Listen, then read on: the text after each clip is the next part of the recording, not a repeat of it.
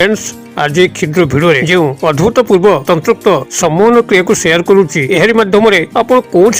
स्त्री हूँ अथवा झील हूँ अथवा पुरुष हूँ निमिषक आपण को आकर्षित करके कौन उद्देश्य था तार फलवती करें एवं यही शक्तिशाली तंत्रोक्त सम्मोहन क्रिया को आपण मैंने संपादन करने कौन मंत्र प्रयोग नहीं पूजा पाठ नहीं अत्यंत सहज सूक्ष्म विधि जहाँ कई क्षुद्र भिडियो मुझे कल्याणार्थे शेयर करुच्ची भिडियो को ध्यान सहकार गोटे थर शुणी नियंतु आपन जीवन में जदि स्नेह प्रेम संभोग बाबद कम रहुची कौन स्त्री अथवा झील रूप सौंदर्य गुण में ढलिकी लव अटाचमेंट होगा चाहते एवं संभोग क्रिया को करने चाहते मात्र यदि से लव अटाचमेंट संभव हो पारना कि संभोग संपर्क कौन मत थय हो पारना देखिए यही क्रिया को गोटे थर चुपचाप करूँ एवं तांको सामने उद्भासित हुंतु आपनको तांको किछि कथावार्ता करिवार आवश्यक नाही से आपनको दर्शन मात्र के ही लव अटैचमेंट हेबे एवं समयानुक्रमे से आपनको सह संभोग क्रिया रे लिप्त हेबे तेबे एहा जे केवल आपनको स्त्री स्नेह प्रेम संभोग क्षेत्र रे से बड़ी चमत्कार कार्य करिथाय ताहा नुहे आपनको जीवनर प्रत्येक क्षेत्र रे एहा तीव्र सफलता प्रदान करिथाय आपनको जदि आज पर्यंत चाकरी कर्म नियुक्ति मिलूना आपने यार व्यवहार करके इंटरव्यू क्षेत्र को जातु देखिए आपको निश्चित भाव में चाकरी कर्म नियुक्ति प्राप्त हो कि व्यावसायिक पेंट स्तर आपने व्यवहार करती ग्राहक मैंने आप दुकान को प्रमुख भाव में आकृष्ट होकर आसिक आप दुकान में कारबार वृद्धि हम आप लाभवान हो पारे और जब आप निजर चाकरी कर्मवृत्ति क्षेत्र व्यवहार करती जो उपरिस्थ अफिसर बस आप हाथ मुठा रहा निहाती आवश्यक देखिए से आप दर्शन मात्र के ही आप वश्यता स्वीकार करेंगे एवं आप समस्त स्थायी सुख सुविधा को जोगे देवे और यदि आप निजर पारिवारिक क्षेत्र में प्रयोग करनी जो परिवार आप स्थिति मजबूत रहूना परिवार आपको कई मानुना आप कथा को ग्रहण करना देखिए परिवार आप श्रेष्ठ स्थान बजाय रखिए आपण कथा को प्रत्येक सदस्य मानि चलिए एभली कि आपन स्त्री मध्य आप हाथ मुठा रहू न था देखिए से आपन आजीवन हाथ मुठा रन को छाड़िक अन्यत्र कुआड़े जीव ना एभली कि बाप घर को नुहे अनेक क्षेत्र अच्छी जोटि कि स्वामी स्त्री मान मध्य भल संपर्क रहे ना स्त्री सब स्वामी को छाड़िक बाप घर अधिकांश समय कटाए और गलापर सेठार फेरिया मन करे जहाद्वारा स्वामीटी बहुत जीवन में दुखी पाए एभली जदि आप घटना घटू थाए तबे यार सहारा नियंतु देखिए स्त्री आपको कदापि छाड़िक गोटे मिनिट रही पार ना आपण चरण दासी हो रहा गृह में शांति विराजमान करें कौन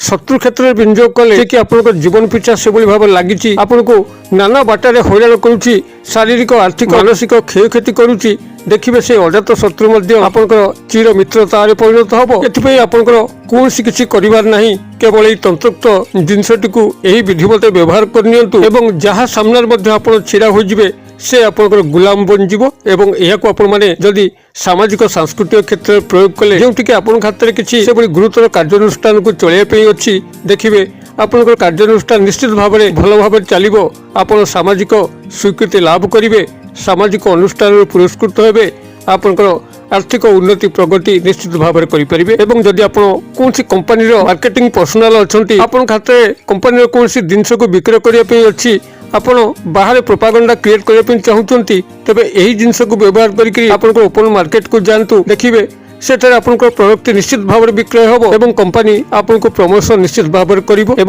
व्यवहार करके जदि आप राजनीति क्षेत्र में प्रवेश करेंगे जोटि कि आपन जनमत सृष्टि होगा नितांत आवश्यक दलीय निर्वाचन जीतवा नितांत आवश्यक देखिए आप से क्षेत्र प्रतिद्वंदी हेबे आपनकर विपक्ष पार्टी निश्चित भाव में हारिबो ही हारिबो आप जितापट लाभ करेंगे केवल यह व्यवहार करके आपनकर सभा समिति मीटिंग रे जोग दियंतु पब्लिक लोकंकर सामना सामनी होंतु देखिए समस्ते आपनकर गुलाम बनिबे आपनकर कथार ही भलिबे एवं आपनकर दलीय संगठन को मजबूत करेंगे किंबा जदि आप कौन साधारण लोक कौन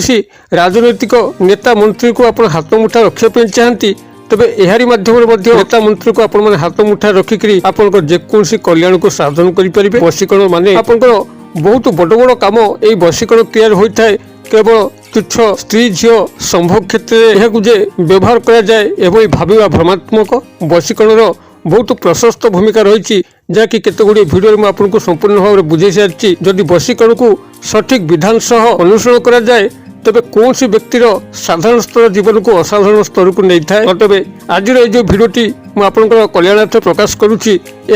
बिना मंत्र बिना तंत्र बिना पूजा पाठ करी ଆପଣଙ୍କ ଜୀବନର ପ୍ରତ୍ୟେକ ସମସ୍ୟାକୁ ସୁନ୍ଦର ଭାବରେ ସମାଧାନ କରିପାରିବେ। ସ୍ନେହ ପ୍ରେମ ପ୍ରଣୟ ଠାରୁ ଆରମ୍ଭ କରିକି ସମ୍ଭବ କ୍ଷେତ୍ର ଠାରୁ ଆରମ୍ଭ କରିକି ଆର୍ଥିକ ଉନ୍ନତି ପ୍ରଗତି ଠାରୁ ଆରମ୍ଭ କରିକି ଶତ୍ରୁ ମୁକ୍ତି ଠାରୁ ଆରମ୍ଭ କରିକି ସାମାଜିକ ସାଂସ୍କୃତିକ କ୍ଷେତ୍ରରେ ଏକ ପ୍ରତିଭାବାନ ବ୍ୟକ୍ତିତ୍ୱ ରୂପରେ ଯୋଗଦାନ କରିକି ଆପଣମାନଙ୍କ ଜୀବନକୁ ଆପଣ ଉତ୍ତରୋତ୍ତର ଉନ୍ନତି ପଥରେ ଅଗ୍ରସର କରିପାରିବେ। ଭିଡ଼ିଓଟିକୁ ଧ୍ୟାନ ସହକାରେ ଶେଷ ପର୍ଯ୍ୟନ୍ତ ଶୁଣନ୍ତୁ। ଏଭଳି କଣ୍ଟେଣ୍ଟ ଯଦି ଆପଣଙ୍କୁ ରୁଚି ରହୁଛି, ଚ୍ୟାନେଲକୁ ପ୍ରଥମବାର ଆସିଛନ୍ତି ତେବେ ଚ୍ୟାନେଲ କଡ଼େ ଥିବା ଲାଲ କଲରର ସବସ୍କ୍ରାଇବ ବଟନ କ୍ଲିକ୍ କରି ବେଲ୍ ଆଇକନକୁ କ୍ଲିକ୍ କରି ଏବଂ ଅଲ୍ ନୋଟିଫିକେସନ ଉପରେ କ୍ଲିକ୍ କରି ଚ୍ୟାନେଲଟିକୁ ସବସ୍କ୍ରାଇବ କରି ନିଅନ୍ତୁ, ଯେଭଳି କି ଆମେ ଯେତେବେଳେ ମଧ୍ୟ ଆପଣମାନଙ୍କ ସେବାରେ ଏଇଭଳି ତନ୍ତ୍ରମନ୍ତ୍ର ଭିଡ଼ିଓ ଅପଲୋଡ କରିବୁ ତା ସର୍ବପ୍ରଥମ ନୋଟିଫିକେସନ ଆପଣଙ୍କ ପାଖରେ ପହଞ୍ଚିବ ଏବଂ ସେ ସବୁକୁ ଆପଣମାନେ ସର୍ବଦା ଦେଖିକରି କିଛି ଜ୍ଞାନ ଆହରଣ କରିପାରିବେ। ତେବେ ଫ୍ରେଣ୍ଡସ୍, ଏବେ ନଜର ପକାଇବା ଏହି ଶକ୍ତିଶାଳୀ ତନ୍ତ୍ରୋକ୍ତ ସମ୍ମୋହନ କ୍ରିୟା, ଯାହା ମାଧ୍ୟମରେ କି ଜୀବନରେ ଆପଣଙ୍କର ଯେଉଁଭଳି ଭାବରେ ସ୍ନେହ ପ୍ରେମ ସମ୍ଭୋଗ ନିଶ୍ଚିତ ଭାବରେ ସଫଳ ହୋଇପାରିବ, ସେହିଭଳି ଭାବରେ ଜୀବନର ପ୍ରତ୍ୟେକ କ୍ଷେତ୍ର ଯାହା ଆପଣଙ୍କ ଜୀବନରେ ଆବଶ୍ୟକ ଆପଣ ସେ କ୍ଷେତ୍ରରେ ପ୍ରତିଦ୍ୱନ୍ଦ୍ୱୀ ହେବେ। ନିଶ୍ଚିତ ଭାବରେ ସେହି ଦ୍ରବ୍ୟ ହେଉ ବା ସେହି କାର୍ଯ୍ୟାନୁଷ୍ଠାନ ହେଉ ଆପଣଙ୍କର ଫଳରେ ହିଁ କାର୍ଯ୍ୟ କରିବ। ସର୍ବଲୋକ ସର୍ବଜନତା ଆପଣଙ୍କର ଫଳରେ କାର୍ଯ୍ୟ କରିବେ। ସମସ୍ତେ ଆପଣଙ୍କର ଗୁଲାମ ବନିବେ। ନାରୀ ପୁରୁଷ ନିର୍ବିଶେଷରେ ଆପଣ ଯାହାକୁ ଯେଉଁ ଉଦ୍ଦେଶ୍ୟରେ ବ୍ୟବହାର କରିବା ପାଇଁ ଚାହିଁବେ ସେ ଉଦ୍ଦେଶ୍ୟଟି ଆପଣ ନିଶ୍ଚିତ ଭାବରେ ସଫଳ ହେବ। ଆପଣ ଜୀବନରେ ତୀବ୍ର ସଫଳତା ଲାଭ କରିବେ। ତେବେ ଏ ଯେଉଁ ଚମତ୍କାରୀ ଅଦ୍ଭୁତପୂର୍ବ ତନ୍ତ୍ରୋକ୍ତ ସମ୍ମୋହନ କ୍ରିୟାକୁ ସମ୍ପାଦନ କରିବା ପାଇଁ ଆପଣଙ୍କୁ ଗୋଟିଏ ବୃକ୍ଷର ଆବଶ୍ୟକ, ଯାହାକି ଏକ ତନ୍ତ୍ରୋକ୍ତ ବୃକ୍ଷ ନାମରେ ନାମିତ, ଯେଉଁଥିରେ କି ପ୍ରଭୁ ନୃସିଂହଙ୍କର ଗଭୀର ଅବଦାନ ରହିଛି। ଶ୍ରୀହରି ବିଷ୍ଣୁଙ୍କର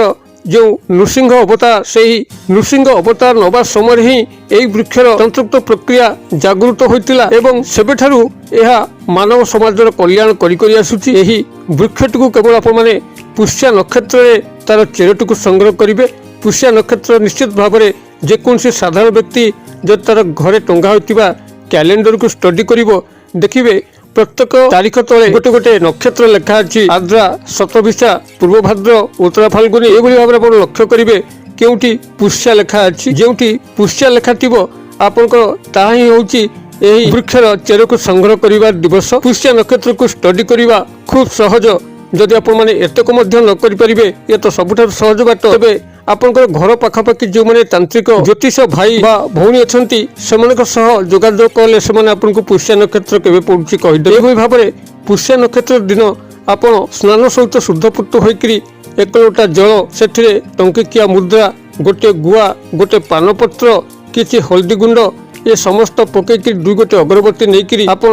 ସମ୍ପୃକ୍ତ ବୃକ୍ଷ ମୂଳକୁ ଯିବେ ଏବଂ ସେଠାରେ ବୃକ୍ଷ ମୂଳକୁ ଲିପା ପୋଛା କରି ଅଗରବତୀ ଦୁଇଟି ଜଳେଇ ଦେଇକରି ଆପଣମାନେ ସେଠି ବୃକ୍ଷଦେବଙ୍କୁ ପ୍ରାର୍ଥନା କରିବେ। ହେ ବୃକ୍ଷଦେବ, ଆପଣ ତନ୍ତ୍ରୋକ୍ତ ସମ୍ମୋହନର ଗୁରୁ ଅଟନ୍ତି। ଆପଣଙ୍କ ମାଧ୍ୟମରେ ମୋର ସର୍ବଜନତାଙ୍କୁ ମନ୍ତ୍ରମୁଗ୍ଧ କରିକିରି ମୋର ପ୍ରତ୍ୟେକ କ୍ଷେତ୍ରରେ ମୁଁ ବିଜୟ ଲାଭ କରିବା ପାଇଁ ଚାହୁଁଛି। ଆପଣଙ୍କ ଚେର ସଂଗ୍ରହ କରିବା ପାଇଁ ଆସୁଛି। ଆପଣଙ୍କ ଚେରରେ ଆପଣ ଏଭଳି ତନ୍ତ୍ରୋକ୍ତ ସମ୍ମୋହନ ଶକ୍ତି ଭରି ଦିଅନ୍ତୁ, ଯାହାକୁ କି ମୁଁ ବ୍ୟବହାର କରିକିରି ମୁଁ ମୋ ଜୀବନରେ ଆଗକୁ ବଢ଼ିପାରିବି, ଜଗତର କଲ୍ୟାଣ କରିବି, ନିଜର କଲ୍ୟାଣ କରିବି, ପାରିବାରିକ କଲ୍ୟାଣ କରିବି, ସାମାଜିକ ଉନ୍ନତିମାନ କରିବି। ଏଇଭଳି ଭାବରେ ଆପଣ ସେଠି ବୃକ୍ଷଙ୍କୁ ଏଇ କଥାକୁ 3 ଥର ବାରମ୍ବାର ରିପିଟ୍ କରିବେ ଏବଂ ରିପିଟ୍ କରିସାରିଲା ପରେ ଏ ଯେଉଁ ଜଳ ଆଣିଛନ୍ତି, ଯେଉଁଥିରେ କି ଆପଣଙ୍କର ଟଙ୍କିକିଆ ମୁଦ୍ରା ଅଛି, ଗୋଟିଏ ଗୁଆ ଅଛି, ପାନ ଅଛି, ହଳଦୀ ଗୁଣ୍ଡ ପଡ଼ିଛି, ଆପଣମାନେ ତାକୁ ତାରି ମୂଳରେ ଜଳାର୍ପଣ କରିକିରି ଗଛର ପୂର୍ବପଟ ଯେଉଁ ପଟରେ ସୂର୍ଯ୍ୟୋଦୟ ଘଟେ ସେହି ପଟରୁ ସାମାନ୍ୟ ଅଂଶରେ ଚେର ସଂଗ୍ରହ କରିକିରି ଆପଣ ଗୃହକୁ ଆଣିବେ। ବୃକ୍ଷକୁ ନମନ କରିକିରି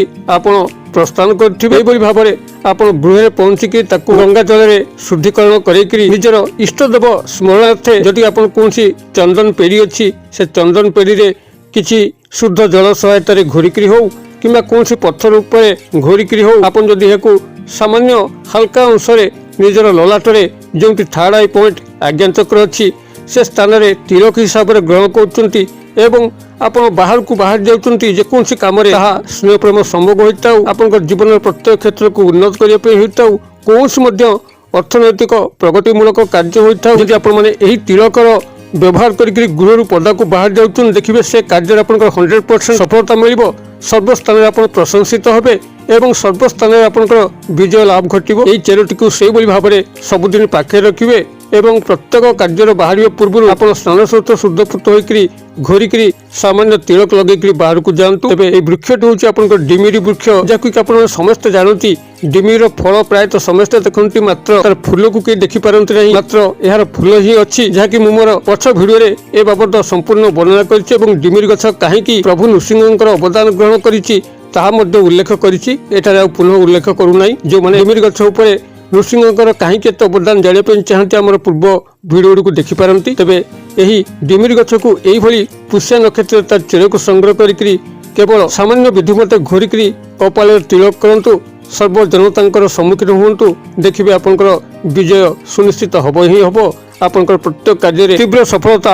ଆପଣଙ୍କୁ ପ୍ରାପ୍ତ ହେବା ପାଇଁ ଲାଗିବ। ଯଦି ଭିଡ଼ିଓର ବାର୍ତ୍ତା ଆପଣଙ୍କୁ ପସନ୍ଦ କରୁଥାଏ ତେବେ ଆଉ ଗୋଟେ ଲାଇକ୍ କରନ୍ତୁ, ସାଙ୍ଗସାଥି ମହଲରେ ଯଥେଷ୍ଟ ମାତ୍ରାରେ ସେୟାର କରନ୍ତୁ। ଭିଡ଼ିଓର କ୍ଷୁଦ୍ର ପରିସର ମଧ୍ୟରୁ ମୋତେ ଏଇଟା ବିଦାୟ ଦିଅନ୍ତୁ। ପୁଣି ଆପଣଙ୍କ ସହ ଦେଖା ହବ ଆଉ ଏଇଭଳି ଏକ ଶିକ୍ଷଣୀୟ ଭିଡ଼ିଓରେ। ସେ ପର୍ଯ୍ୟନ୍ତ ଦର୍ଶକ ବନ୍ଧୁ ଆପଣମାନେ ସମସ୍ତେ ମଙ୍ଗଳମୟଙ୍କ କୃପାରୁ ଭଲରେ ଥାନ୍ତୁ। ରହୁଛି।